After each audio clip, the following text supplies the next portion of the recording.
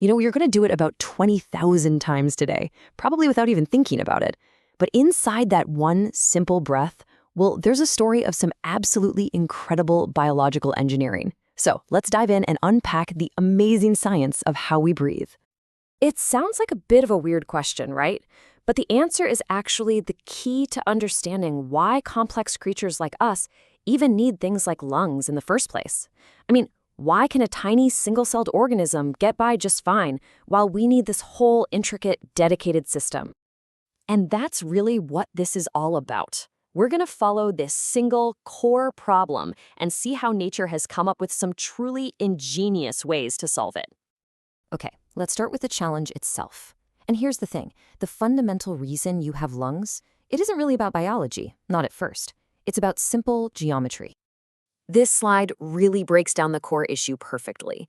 See, an amoeba has a huge amount of surface area compared to its tiny volume, so oxygen can just kind of soak right in and get to the center, no problem. But for us, it's the exact opposite. We have this massive internal volume, but relatively speaking, a pretty small amount of skin surface. If we had to rely on our skin to breathe, oxygen would literally never reach our organs in time. Simple diffusion just doesn't cut it over those kinds of distances. So to solve this size problem, any respiratory system, doesn't matter if it's gills or lungs or something else, it has to follow these 4 basic rules. 1, you have to create a massive surface area, but somehow pack it into a small space. 2, that surface has to be incredibly thin, so gases can zip across it really fast. 3, it has to be moist because oxygen and CO2 need to dissolve in water before they can go anywhere. And finally, rule number 4, you need a delivery service, a dense network of blood vessels to pick up the oxygen and move it around the body. Okay, so with those rules in mind, let's go on a little tour and see how different animals have pulled this off.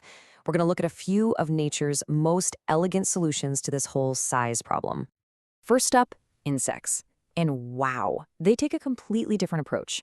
Instead of using blood to deliver oxygen, they have this wild network of tiny tubes called tracheos that pipe air directly from the outside straight to their individual cells. It's like having microscopic straws running all through your body. And because of this, get this, their blood doesn't even need to carry oxygen at all.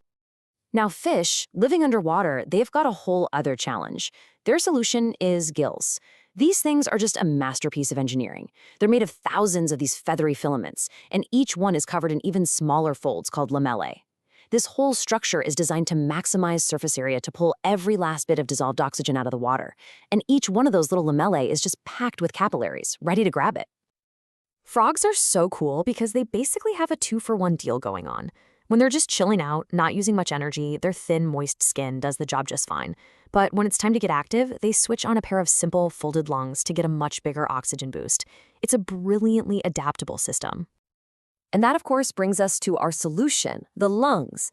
Now, the real magic here happens in millions of microscopic air sacs called the alveoli. And you might want to sit down for this. If you could somehow take out all of your alveoli and flatten them out, they would cover the surface of a tennis court. Yeah, a tennis court packed inside your chest. That is how we solve the size problem. So we've got the hardware, we've got this massive tennis court-sized surface ready to go. But how does the system actually work? How do we get the air in and out? The act of breathing itself is a beautifully simple piece of physics. It's all about changing the volume of your chest, which then changes the pressure inside, and that forces air to move. Simple as that. Let's just walk through one inhale. First, your diaphragm, that big muscle under your lungs, it contracts and flattens out. At the exact same time, the muscles between your ribs pull your rib cage up and out. Now, what does this do? It makes your chest cavity bigger, and basic physics tells us that when volume goes up, pressure goes down. This creates a little vacuum in your chest, and boom, air from the outside rushes in to fill it. And that, right there, is a breath. So the most important thing to get here is that breathing in is an active process. It takes work. Your muscles have to contract. But for a normal, quiet breath out, you just relax. Your diaphragm and rib muscles let go, the chest volume shrinks, pressure goes up, and air is gently pushed out. It's totally passive. So inhale is work. Exhale is release. Okay, so the air has arrived. It's in the alveoli.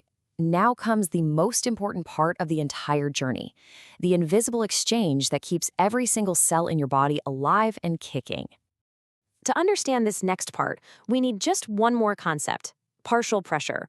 It sounds fancy, but it's really simple.